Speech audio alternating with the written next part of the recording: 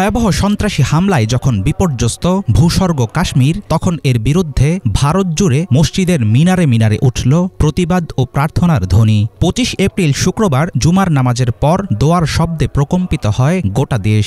দিল্লির শাহী মসজিদ থেকে শুরু করে উত্তরপ্রদেশ, কেরালা, হায়দ্রাবাদ সহ নানা প্রান্তে পেহেলগাম হত্যাকাণ্ডে নিহতদের জন্য কেঁদেছেন লাখো মুসলমান।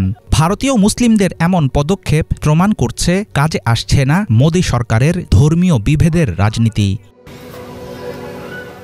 ভারতে কোনো সন্ত্রাসী হামলার ঘটনা ঘটলে সন্দেহের বিষাক্ত আঙুল ওঠে দেশটির মুসলমানদের দিকে। বেশিরভাগ ক্ষেত্রেই বিনা দোষে তাদের উপর চাপানো হয় দায়। সে কারণে জুমার নামাজ শেষে শোনা গেছে জোরালো এক দাবি, সন্ত্রাসবাদের সাথে ইসলামের নাম যেন কখনো যুক্ত না করা হয়। মুসল্লিরা পরিষ্কার জানিয়ে দিয়েছেন, ইসলামে সন্ত্রাসীদের কোনো জায়গা নেই। আমরা আজ জুমার নামাজ আদায় করেছি। সবার চোখেই ছিল দুঃখ ও বিষাদের ছাপ। কাপুরুষোচিত যে হামলা পেহেলগামে বেড়াতে আসা অতিথিদের লক্ষ্য করে চালানো হয়েছে, সেটা পুরো জম্মু ও কাশ্মীরকে গভীরভাবে শোকাহত করেছে। আমরা পর্যটকদের সঙ্গে কাঁধে কাঁধ মিলিয়ে দাঁড়িয়েছি। যারা এই জঘন্য হামলা চালিয়েছে তাদের বিরুদ্ধে আমরা কঠোরভাবে নিন্দা জানাই। সন্ত্রাসীদের কেউ সাহায্য করেনি, ভবিষ্যতেও করবে না।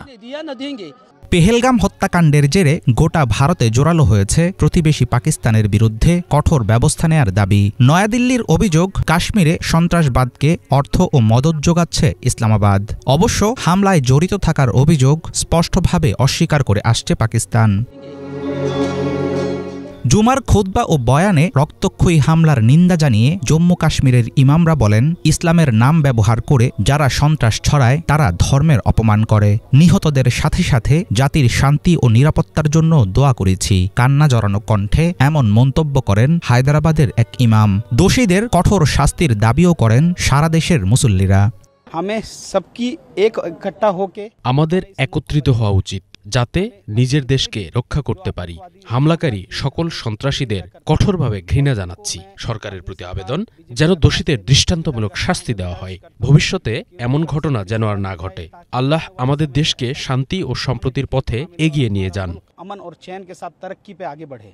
কাশ্মীর ইস্যুতে উগ্রপন্থী নানা পক্ষের উস্কানি ও ক্ষমতাসীনদের হটকারী পদক্ষেপ ভারত ও পাকিস্তানকে দাঁড় করিয়ে দিয়েছে সংঘাতের কিনারায়। সোশ্যাল মিডিয়া থেকে গণমাধ্যম সবখানেই লেগেছে এর উত্তাপ। এমন কঠিন সময়ে সন্ত্রাসী হামলায় প্রাণ হারানো মানুষ ও তাদের পরিবারের পাশে দাঁড়িয়েছে ভারতের শান্তিপ্রিয় মুসলমানরা। হাফিজুল ইসলাম, বাংলা ভিশন।